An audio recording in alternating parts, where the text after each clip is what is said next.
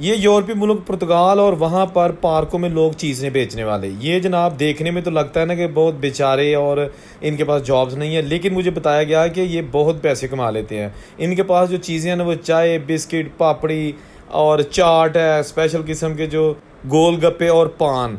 तो ये 50 Saint 1 euro, 50 Saint 1 euro तकरीबन ये इनकी प्राइसेस होती है। और इनके पास अगर 100 गाहक भी आ जाए तो ये 100 यूरो कमा लेते हैं। 100 यूरो यूरोपीय मुल्क पुर्तगाल में कमाना बहुत ज़्यादा पैसे हैं।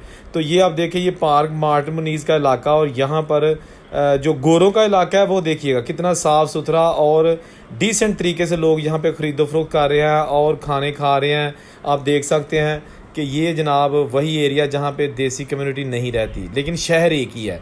लेकिन इसके साथ साथ आप देख सकते हैं पुर्तगाल बहुत खूबसूरत मुल्क है। लोग वहाँ पे इमिग्रेशन के लिए जाते हैं, हमारे जो मुल्कों से हैं, पाकिस्तान, इंडिया, बांग्लादेश, नेपाल, ये सारे वो लोग हैं जो